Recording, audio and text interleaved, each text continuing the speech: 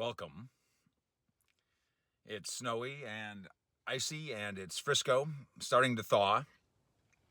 Lessons being learned by Texas drivers, some of them the hard way. Yeah, slow down, sir, slow down.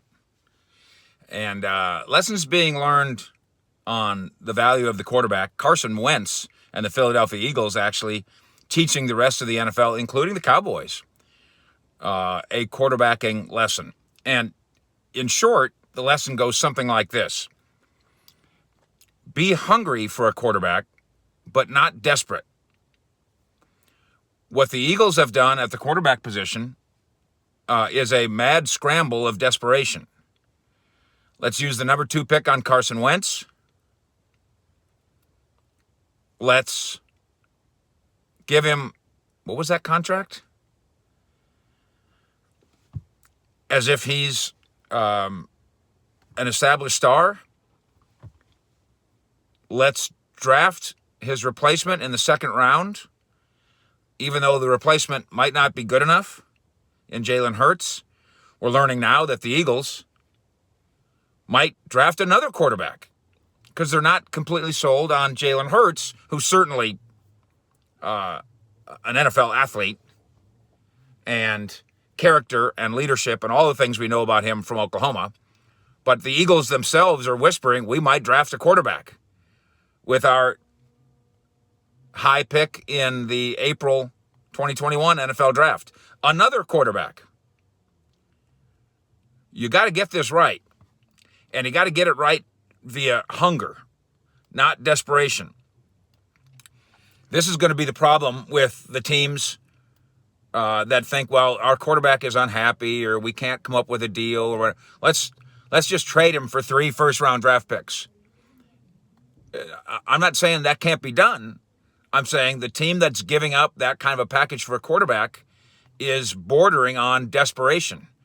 I think Deshaun Watson would be marvelous with a contending team. I think Russell Wilson, by the way, I think that thing's dead.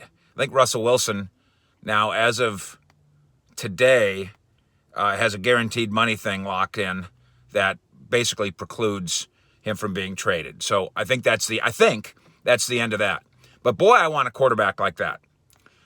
But I got to find a way to acquire a quarterback like that without being desperate and just being hungry.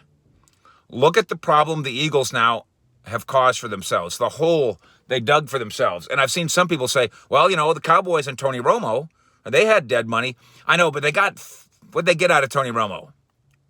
12 years? I mean, they got a decade of football out of Tony Romo. And they had reason to believe that Tony Romo could be a championship quarterback. They ended up wrong, and then we'll debate forever, was it because Tony Romo wasn't good enough? Or was the cast around him not good enough? A debate away. But the Eagles now have $34 million of 2021 dead money for a quarterback that they benched, for a quarterback that never did stay healthy, for a quarterback that here wasn't meshing with the rest of his team. No, this is not going to be another Dak diatribe, not necessarily. It's speaking more generally. When you've got one, keep him. They're hard to find. The Eagles now have given the Cowboys a real opening in the NFC East. The same kind of opening that existed last year, by the way, and the Cowboys weren't good enough or healthy enough to take advantage of it.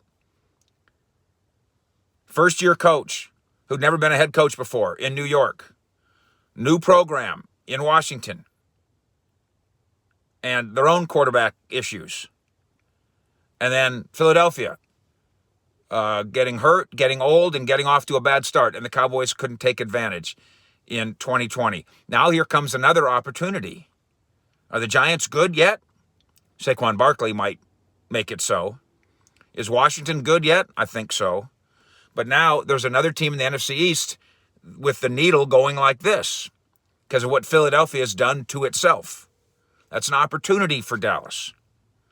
It's opportunity for Dallas in the standings. It's also an opportunity for Dallas to learn a lesson, for the rest of the league to learn a lesson from the Carson Wentz thing. Hey, Carson Wentz with the Colts, Colts players are all excited about it. I think they recognize that there's talent there. The odds makers just increase the Colts' chances of doing something special. Now, they increase the Colts' chances of doing something special versus them not having a quarterback. Are they better with Carson Wentz than they were with Phillip Rivers? I doubt that.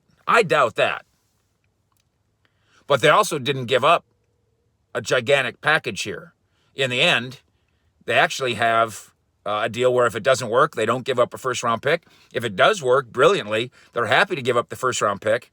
And he's got years left on his contract, but there's 1 year and then escapability. So if he stinks, they escape. Of course, then they're back where they started. But at least they didn't overpay. The Eagles overpaid from the very start on Carson Wentz. And one thing that was clear to many of us over the course of the Wentz versus Dak careers, Carson Wentz never really was better than Dak Prescott. Carson Wentz isn't better than Dak Prescott, and Carson Wentz will never be better than Dak Prescott. So, NFL teams, be hungry, but not desperate. And if the plate of food is already sitting in front of you, eat it. Fish out.